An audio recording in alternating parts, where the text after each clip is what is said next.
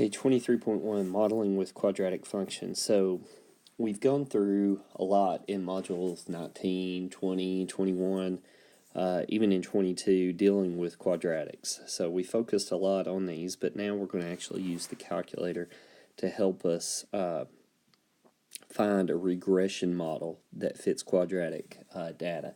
So we've done regressions for linears and exponentials. Now we're doing quadratics, and then we're going to look at a comparison in the next lesson for these. So with a quadratic function, there's this idea of second differences that help us identify a quadratic.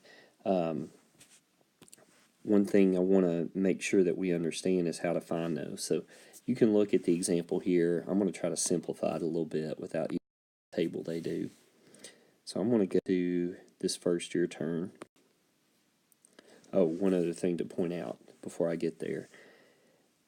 When we're doing a quadratic regression, we don't have r as a correlation coefficient. Instead, we have r squared that represents our correlation coefficient. And it's r squared because it's a quadratic, which means it's to the second power. But that's the value that we use. Again, we want it close to 1, -1, depending on whether our parabola is going up or going down. Okay, so here we're going to find our regression model. Before I do that, I want to show you what the second differences is. So all that is taking the values and subtracting them. So like in a linear, we would just see if this was a constant. Well, this isn't. That's a difference of 50. That's a difference of 38. That's a difference of 31. That's a difference of 22. Let's see, that's a difference of 13, and then this is a difference of 8, okay? Then what we do is look at our second differences. Our second differences is the difference between these values, so that would be 12, 7, 9, 9, and that would be 5. So if it's a good quadratic fit, then this second difference here value, those are going to be pretty close together, and it's going to stay pretty consistent. So that's how we look for a quadratic fit in a regression. Now what we're actually going to do is use the calculator to find it. So how do we do that? We go through basically the same steps we did with linear and exponentials. So I'm going to talk you through it, try to write the steps down too, just as a quick reminder. So the first thing we want to do is reset our calculator. So when we turn our calculator on, remember that's the second plus number 7. We're going to reset all rem. So second plus number 7, all rem, and reset. Okay. Next thing, I'm going to erase that there. Okay. Next thing on the calculator that we do is we go to our mode. We want to put our stat diagnostic, make sure it's on. Okay, stat diagnostic on. So mode, scroll down to stat diagnostic. I'm going to turn that on. And that gives us our correlation coefficient. Okay, next thing we're going to do, we're going to put our data in. So here, we're going to press the Stat button, and then we're going to do number 1, which is Edit. So we press Enter. So this is Enter button. And then we type in our data. And remember, this is all L1, and this is all L2. So I'm going to type in 0.5, 1, 1.5, 2, 2.5, 3, 3.5. Then I go over to L2 and type in those. So 54, 104, 142, 173, 195, 208, and 216. One thing you'll notice about the videos for this module, they take a little bit of time because I'm trying to get you through the calculator stuff. Okay, next thing. After we've got that data typed in, we're going to go back to the Stat button, Oh, let's go back to black here. Stat. And we're going to do the right arrow key over to the calc menu. And then we are going to go down to number 5, which is quadratic regression. So we're going to select that. We're going to press enter. And then we're going to go down to calculate. And then we'll press enter again. Now it's going to give us our values. So it comes up on the screen like this, and you can refer back in the book to the examples they did with screenshots of the calculator. Then I'm going to put in the values. So A, I'm going to round negative 16.81 x squared plus our B, which is 120.595 plus our C, which is negative 1.14. So really they probably wouldn't put negative here. They would probably just put a straight minus sign. Okay. Then let's look at our correlation coefficient. Now remember, it gives it to you as r squared. That is 0.99973. So that's a pretty good fit. Remember, we want it close to 1 or negative 1. This is 1 because if I look at my data values, what are they doing? They're all going up right here. They're all going up. So what can we say in terms of the domain and range and end behavior? Okay, the table shows the height of a soccer ball in feet for every half second after a goalie drop kicks it. So the ball is going up, but what's eventually going to happen? The ball is going to have to come back down. So really, if we looked at our parabola, okay, it looks something like this. The ball goes up, but then it's going to have to come back down. Okay, so we do have increasing values here on this front end, but then the values are going to decrease. And what should happen? This is the vertex or the max or min. We've talked about that before. So the behavior on both sides should be the same in terms of its end behavior. All right, let's do this next one. So I'm going to go through the same process. I'm not going to write it down this time. I'm just going to walk you through it. So we go to Stat, Edit, and if you want to get rid of your data, okay, you can just put your cursor on and press the delete button and then retype. So I have 4, 4.5, 5, 5.5, 6, 6.5, 7. Go to the L2s, type those in. So then I have 34.99, 44.99, 54.99, 66.99, 79.99, about mistyped that one, 92.99, and 107.99. Okay.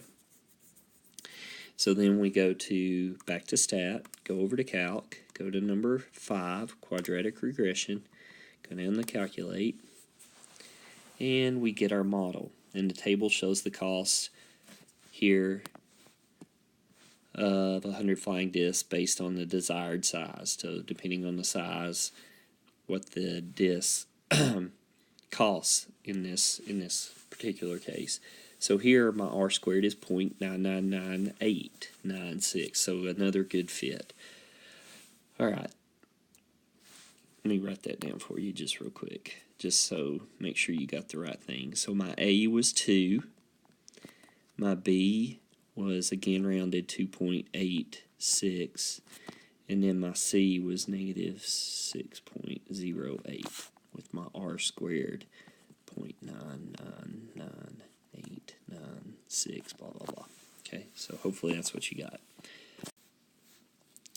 So again, we look at the idea of what's happening in terms of quadratic regression. And typically in a word problem case, we are looking only on one side of the quadratic in terms of its behavior. So here we have 2 more problems. Use a graphing calculator to perform quadratic regression on the data given and solve the problem. and identify and interpret domain and range. Okay, so this can be a little trickier, but we're going to go through the same process. So we're going to put in our data here. So go back to stat edit L1 1 2 3 4 5 6 7. My L2, type in 7.1, 13.8, 20.1, 29.3, 50.1, 62.3, and 86.9. Okay, so I've got my data typed in. Go back to stat, calc, number 5, get my quadratic regression. So I'll calculate. My R squared's pretty good again, 0.99457. Right, but what we want to actually do here is solve. So it says a company needs boxes to package the goods it produces. One product has a standard shape and thickness, but it comes in a variety of sizes. Sizes are given as integers. The costs of the various sizes and cents are shown. When the packaging cost reaches $2, the company will need to add a surcharge. What is the first size that will have the surcharge added? So what I want to do is I'm going to take my regression equation and I want to put it in y equals. So here's how we do this.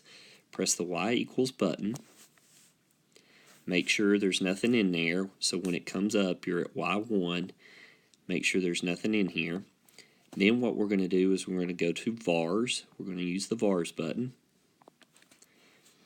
We're going to go down to number 5, statistics. I'm going to abbreviate here. We'll press enter. Then we're going to do right arrow twice. That's going to take us to EQ. And we want to pick number 1, which is regression equation. And we're going to press enter. And what it should have done is it should have transposed your regression equation that you just got and put it into y equals. So now I've got y1 with my regression equation. Then what I'm going to do is for y2, I'm going to put $2. 200. 200. Now, why am I putting 200? Because remember, this is cost, but it says the costs of the various sizes are in cents. So this is 7.1 cents. So $2 would actually be 200 cents. Okay, so when I go to Y2, or type in for Y2, 200. Now, I want to try to find where these intersect, and we've done this before. You're going to have to kind of look at your window. So go to my window. X-min, we'll just leave our X-min, X-max the same. Y-min, I wanted it 200, so I'm going to say Y-min is 190 and Y-max is 210. Then press graph. Okay, so I see my horizontal line, but what I don't see is my quadratic, my parabola. So that means my window, I need to go back and change my X-min and X-max. Okay, now let's think about this logically. I don't really need negative x's because my negatives here are representing sizes. So I'm going to make X-min be 0, but let's make X-max, I don't know, be 50. And then let's press graph and see what happens. Okay, so now I see my quadratic and I see my 200. So now I go to second, trace, number 5, intersect, and press enter 3 times. So my intersection here is when x is 10.827. So basically, I would need to add a surcharge at size 11. So hopefully that kind of made sense to you. Again, when we talk about domain and range, domain, we don't need negative x's here. My range is what starts at basically 0, not really 0, but kind of 0 in terms of cost, and then just goes up from there. Now at some point you can't, it's not going to cost everything. Okay, so hopefully you kind of follow that. Obviously we could do another example here, and what I'm going to do is I want you to pause the video for a second. I want you to type this data in, and then I want you to see if you get the same answer I do. So pause the video. I'm going to be quiet here for just a few seconds. I'm going to write down what I get as an answer, and then you can check and make sure you did it correct.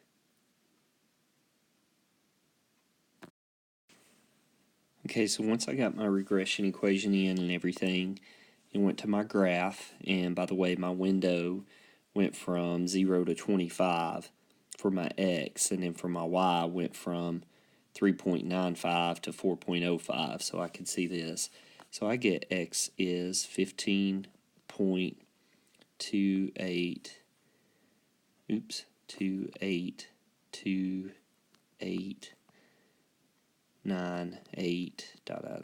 Okay, so this says round to the nearest eighth.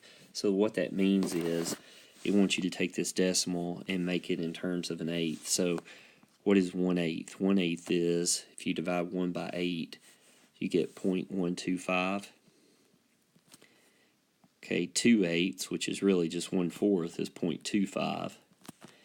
3/8 is 0.375. So in this case, this is the nearest decimal to that, 0.25. So we would say 15 1/4 in terms of the size of the clock would be where it would be closest to $4. So again, this is just going to be practice and using the calculator, and hopefully as you do it, you'll get used to it. Again, I know it's a long video, but when you're doing calculator stuff, it takes some time.